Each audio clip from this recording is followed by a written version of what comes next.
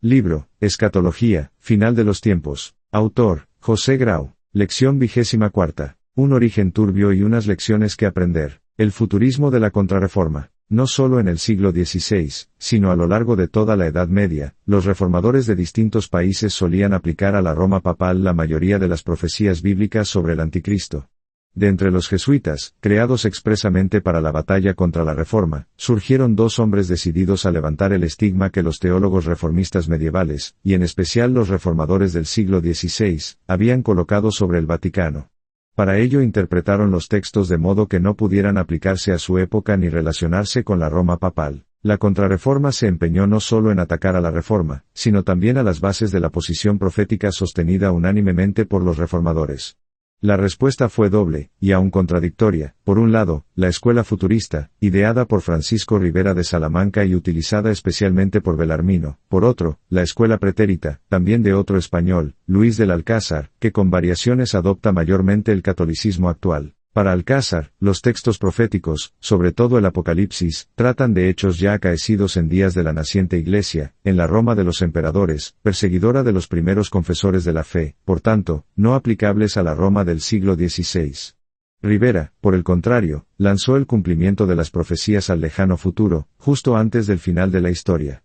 La Gap Theory, la del, entre comillas, paréntesis de la Iglesia, hallaría aquí una mina de sugerencias incalculable. Decisiva intervención del jesuita Lacunza. El futurismo que en el siglo XVI sirvió al jesuita Francisco Rivera, 1537-1591, y al también jesuita y famoso cardenal italiano Roberto Bellarmino, 1542-1621, para contrarrestar los ataques de los reformadores en torno al tema del anticristo, volvió a cobrar interés a comienzos del siglo XIX por medio de otro jesuita, Manuel Lacunza, 1731-1801, quien escribió bajo el seudónimo Juan Josafat Ben Ezra y era oriundo de Santiago de Chile.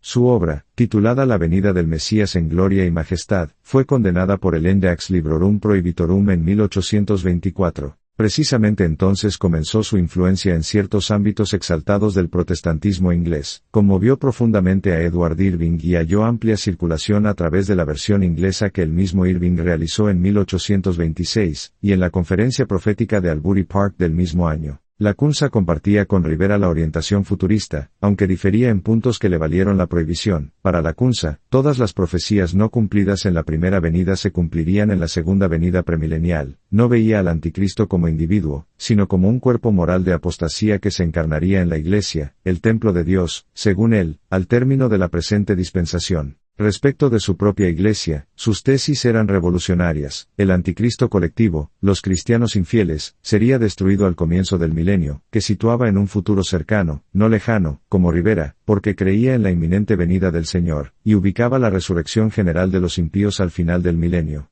Las diferencias entre Rivera y Lacunza se explican por las épocas en que vivieron, aparte de rasgos personales. Los seguidores de Lacunza en Inglaterra, Irving, Maitland, etc., prestaron más atención al futurismo del sistema de este jesuita sudamericano que a su concepto del anticristo como, entre comillas, sistema de apostasía, entendido al modo de la Edad Media y de los reformadores del siglo XVI. Ese radicalismo futurista, herencia de Rivera y Bellarmino e integrante de la formación de Lacunza, impactó a Irving y otros lectores en la primera mitad del siglo XIX, en Inglaterra y en Estados Unidos. Además, las dificultades de Lacunza con la curia de Roma, y la inclusión de su libro en el índice despertaron compasión y simpatía entre los protestantes. Irving, Maitland, Newman. Edward Irving, 1792-1834, fue un brillante orador que cautivaba a las masas. Su figura, famosa por su ministerio en la Regent Square Presbyterian Church de Londres, es importante no solo por la historia de las interpretaciones proféticas, sino por haber dado origen a uno de los primeros movimientos carismáticos de los últimos siglos, denominado, entre comillas, Iglesia Apostólica, que suscitó curiosidad por sus puntos de vista proféticos, y por lo que sus discípulos consideraban una vuelta a los dones de la Iglesia primitiva, lenguas, sanidades, revelaciones nuevas, etc. Sus seguidores fueron más exaltados que él. Por prudencia pastoral mal entendida, o porque creyó ver la voz del Espíritu en aquellos gritos y entusiasmos, Irving, aunque nunca habló en lenguas ni asumió poderes curativos, se dejó arrastrar por el impulso que inició. Lo más grave es que tuvo por, entre comillas, Revelaciones celestiales, una serie de premisas proféticas tomadas como de origen divino e indiscutibles. Así, el entusiasmo profético y el carismático se dieron cita hasta considerar tibio al propio Irving.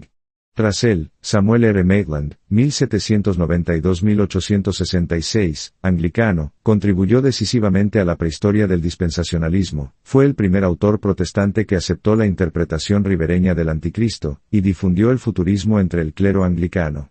Intervino en debates, escribió varios libros y mostró gran interés por los judíos. En 1828 viajó por Francia, Alemania, Prusia, Rusia y Polonia para contactar juderías. Decía preocuparse por su conversión, pero sus obras muestran que, más que influir en los hebreos, fueron sus sistemas talmúdicos de lectura los que marcaron su pensamiento. Debemos añadir a J. H. Newman, también anglicano, convertido después al catolicismo y cardenal. El llamado, entre comillas, movimiento de Oxford, alcanzaba su punto álgido en 1833. Sus objetivos eran hacer menos protestante la Iglesia de Inglaterra, pues la Reforma era para ellos un, entre comillas, lamentable cisma. Naturalmente, adoptaron el futurismo sobre la profecía y el anticristo. Rivera fue resucitado y vindicado en el camino abierto por Maitland, etc. A mediados del siglo XIX, los expositores anglicanos se dividían en dos grandes grupos, unos se inclinaban hacia Roma, otros, arrastrados por premisas racionalistas, se alejaban tanto del sector evangélico como del romanizante. Pero ambos, tal vez inconscientemente, ayudaron a difundir el esquema de Rivera, unido inseparablemente a los esfuerzos del movimiento de Oxford, que distribuyó cientos de miles de folletos en favor de Roma y desautorizando la interpretación protestante tradicional. De Irving a Darby. El dispensacionalismo tomó forma propia en las conferencias del castillo de Powerscourt, en Irlanda. A algunas asistieron el mismo Irving y algunos de los hermanos, y no extraña, como señala Ironside, dispensacionalista, que las novísimas doctrinas del, entre comillas, arrebatamiento de la Iglesia, fuesen allí expuestas.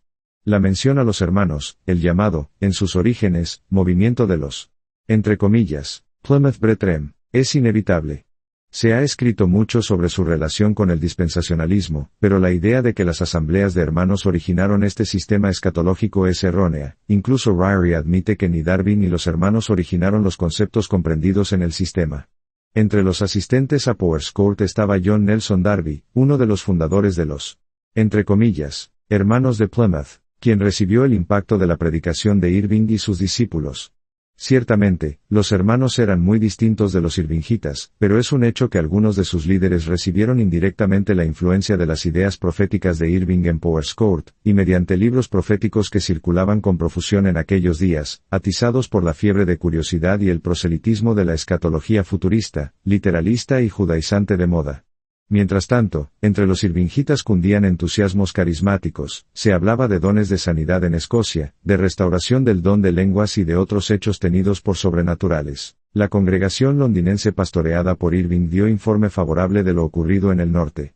No así Darby ni Wigram, quienes, siguiendo a Newton, investigaron esos dones en varias visitas al lugar inicial en Escocia y los rechazaron. Paradójicamente, Darby no lo rechazó todo, pues trajo de Port Glasgow la, entre comillas, revelación, de Margaret MacDonald. ¿Por qué nunca dejó constancia Darby de la fuente de sus ideas proféticas específicas? La explicación es sencilla, habrían sido juzgadas más críticamente si hubiera admitido que las recibió de Port Glasgow, cuyas manifestaciones eran unánimemente rechazadas por las asambleas. Algunas lecciones que debemos aprender. Esta breve historia de los orígenes de la escatología dispensacional deja lecciones importantes. A. La gran importancia del fundamento teológico. Solo con buenas y sólidas bases bíblicas puede edificarse el cuerpo de Cristo con alguna seguridad de que es el Señor quien edifica la casa. De lo contrario, como sucedió a muchos de los citados, podemos vivir de ilusiones sin percibirlo, y la calidad bíblica de otras partes del edificio teológico acaba resintiéndose, porque la verdad revelada es un todo indivisible. Alterar un punto afecta al conjunto. B. La importancia insustituible de tener opiniones propias, saber qué creemos y por qué. Muchos aceptan postulados sin discernimiento bíblico ni examen previo.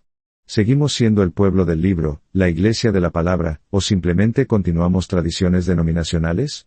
C. La importancia de mantener el equilibrio entre celo y ciencia. Las palabras de Pablo a los Romanos 10:2 valen tanto para aquellos exaltados del siglo pasado como para algunos del nuestro. No hay que fiarse de los meros impulsos del corazón, como escribió el profeta Jeremías, el corazón puede resultar engañoso. Debemos procurar que nuestras experiencias no pretendan iluminar la misma palabra de Dios, sino ser iluminados y guiados por ella. El Espíritu no obra si no es a través de su palabra, véase y otras. No juzgamos aquí la buena fe de Margaret, de Darby ni de nadie. Dios es el único que tiene derecho a examinarnos. A nosotros nos toca desconfiar de la simple, entre comillas, buena fe, porque no basta para establecer las bases de la verdad divina. Con la mejor buena fe, miles se extravían al negarse al escrutinio de la palabra de Dios en sus corazones. Espero encontrar a Margaret en el cielo, pero ello no impide reconocer objetivamente su estado, tanto espiritual como psicosomático, y extraer las lecciones oportunas.